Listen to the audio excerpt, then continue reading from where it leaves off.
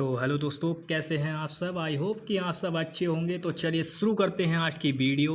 और आज हम एक नया टॉपिक शुरू करने वाले हैं। हालांकि हमारा चैप्टर वही है धारिता, लेकिन उसमें अब हम पढ़ने वाले हैं क्योंकि हम संधारित्र पढ़ रहे हैं।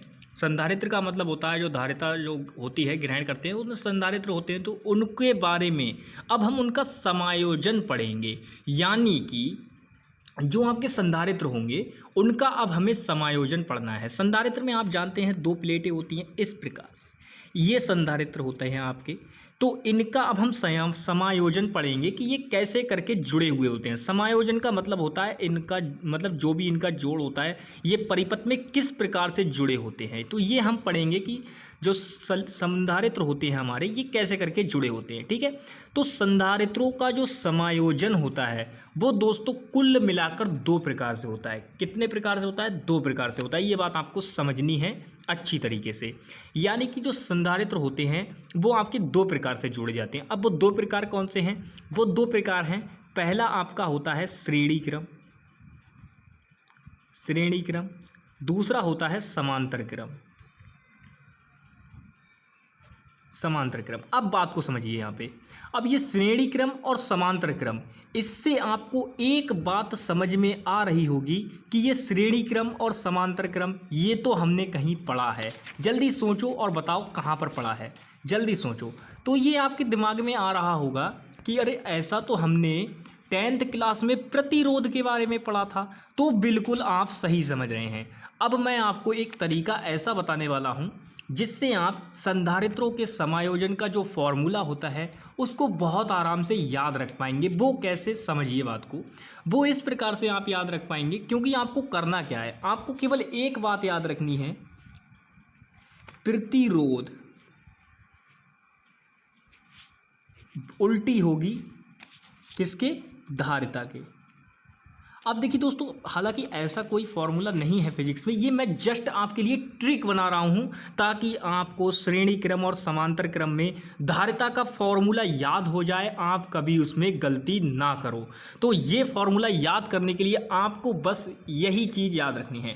आप मुझे बताओ श्रेणी क्रम में प्रतिरोध का फॉर्मूला क्या होता है। मान लो 3 प्रतिरोध R1, R2, R3 हैं, तो आप इनका तुल्य प्रतिरोध जो कैपिटल R होगा वो क्या होगा। तो आप श्रेणी क्रम के लिए अगर बात करें, श्रेणी क्रम के लिए अगर आप बात करें यहाँ पे, तो मैं आपको बता दूं, श्रेणी क्रम के लिए जब आप बात करेंगे यहाँ पे तो आप बोलोगे कि श्रेणी क्रम में जो होगा वो R होगा आपका तुल्य प्रतिरोध, वो R1 plus R2 plus R3 ये होगा ना। श्रेणी क्रम के लिए प्रतिरोध का फॉर्मूला यही होता है, आप जानते हैं, बहुत अच्छी तरीके से आपको पढ़ाया गया है 10th क्लास में। ठीक है, वहीं हम बात करते हैं कि जो आपका समांतर क्रम में प्रतिरोधों का समायोजन होता है उसमें होता है 1/R1 जो होता है वो किसके इक्वल होता है? 1/R1 plus 1/R2 plus 1/R3 इसके बराबर होता है। ये बात भी हम सभी लोग जानते हैं। ये श्रेणी क्रम के लिए प्रतिरोधों का फार्मूला होता है, ये समांतर क्रम के लिए होता है। अब मैंने आपको एक बात बताई, वो बात समझो, यहीं से समझो कि प्रतिरोध उल्टा होगा किसके? धारिता के। यानी कि श्रेणी क्रम में जो फॉर्मूला बना है वो धारिता का समांतर क्रम में होगा। मतलब अगर हम धारिता की बात करें तो धारिता को C से प्रदर्शित करते हैं, धारिता को C से प्रदर्शित करते हैं ना।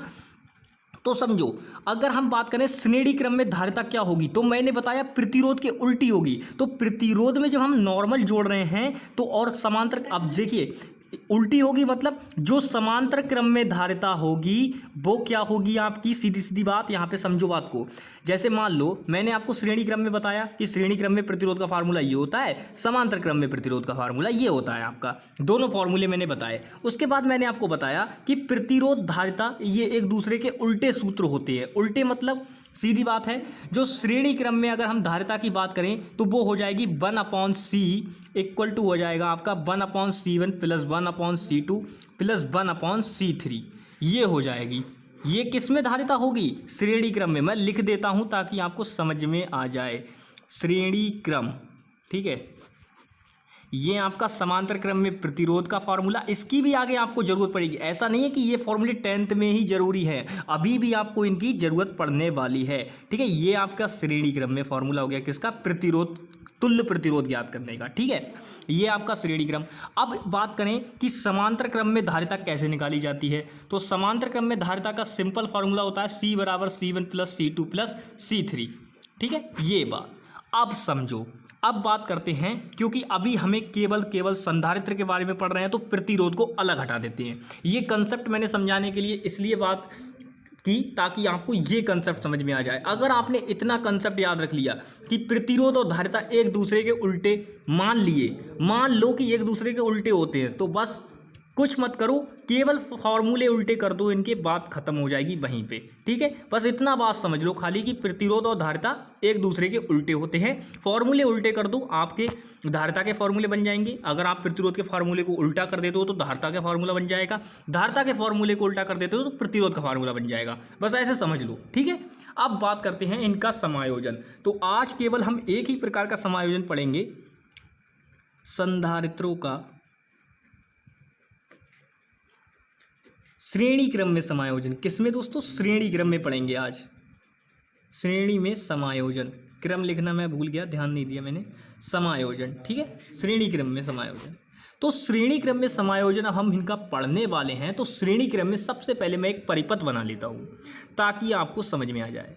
तो श्रेणी क्रम में जब हम परिपथ ले रहे हैं तो जाहिर सी बात है मुझे 3 संधारित्र, क्योंकि मुझे तुल्य धारिता निकालनी होगी। तुल्य धारिता के लिए तो समायोजन का फार्मूला लगाएंगे श्रेणी क्रम में। तो श्रेणी क्रम में कैसे करके संधारित्र आपके जुड़े हुए होंगे, तो वो देखो एक लाइन में जुड़े हुए होंगे इस प्रकार से, यानी कि ये एक संधारित्र, ये दूसरा संधारित्र, ये तीसरा संधारित्र। अब समझो ये होंगे कैसे जुड़े हुए, इसका ये प्लस ये माइनस, ये प्लस ये माइनस, ये प्लस ये माइनस।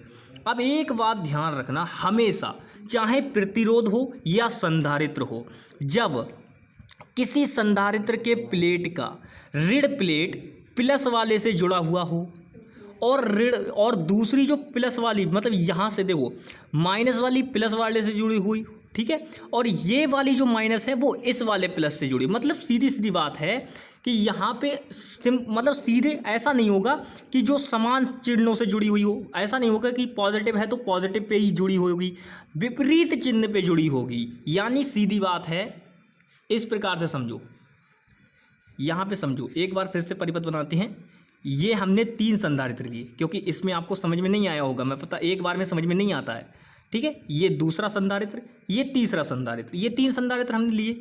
ठीक है, ये 3 संधारित्र हमने लिए, ये 3 संधारित्र हमने लिए हैं। ये आपका पॉजिटिव, ये नेगेटिव, ये पॉजिटिव, ये नेगेटिव, ये पॉजिटिव, ये नेगेटिव, यानी कि plus minus plus minus plus minus. ठीक है, ये हमने संधारित्र लिए हैं 3, इनको हम नाम दे देते हैं C1, C2 और C3। ये हमने तीनों को नाम दे दिया। अब समझो, इसका जो माइनस होगा वो इस वाले प्लस से जुड़ा हुआ होगा, इसका जो माइनस होगा वो इस वाले प्लस से जुड़ा हुआ होगा, और इनसे हम क्या करते हैं, एक बैटरी से इनको कनेक्ट कर देते हैं। 20 वोल्ट की बैटरी से हमने इनको क्या किया, कनेक्ट कर दिया। अब 20 वोल्ट की बैटरी से जैसे ही हमने इनको कनेक्ट किया तो ये क्या करेगा, ये प्लस जो बड़ी वाली होती है, देखो बैटरी के प्लस माइनस आप कैसे करके ढूंढोगे, बहुत ही ईजी है। जो बड़ा वाला होगा इसको आप बड़ा वाला डंडे को प्लस मानोगे और छोटे वाले को माइनस मानोगे, ये बात बस आपको याद रखनी है। ठीक है, अब समझो ये क्या है, आपकी 20 वोल्ट की बैटरी, 20 वोल्ट की बैटरी। अब ये क्या करेगा, क्यू आवेश देगी, क्यू आवेश देगी। ये क्यू आवेश यहाँ से यहाँ चला, यहाँ पे चला। ठीक है, अब समझो इसके बाद यहाँ पे एक काम होगा, केवल एक काम होगा।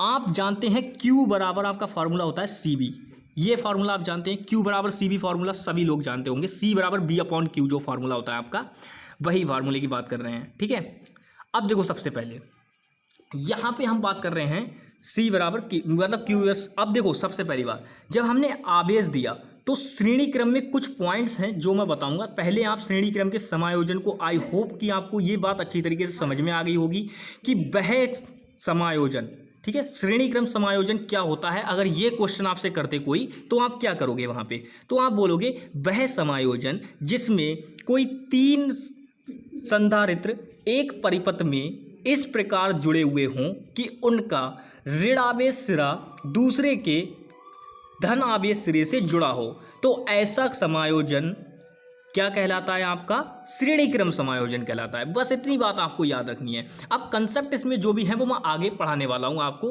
कि इसमें क्या कंसेप्ट हैं, फॉर्मूले आपके जो भी है वो मैंने आपको आपका बना दिया है ऑलरेडी।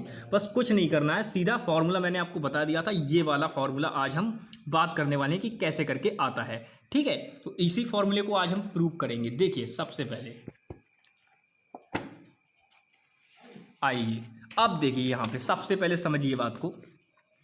यहाँ पे हमने क्या किया, संधारित्रों का श्रेणी क्रम समायोजन लिया है, जिसमें मैंने आपको 3 संधारित्र बना के दिखाए हैं। ये आपका C1 संधारित्र हो गया, ये C2 संधारित्र हो गया और ये C3, ये 3 संधारित्र हैं। अब 3 संधारित्रों को मैंने 20 वोल्ट की बैटरी से जोड़ दिया है, ठीक है। अब एक बात आपको ध्यान रखना है, कॉमन पॉइंट, 2 पॉइंट लिख रहा हूं, दोनों याद रखना।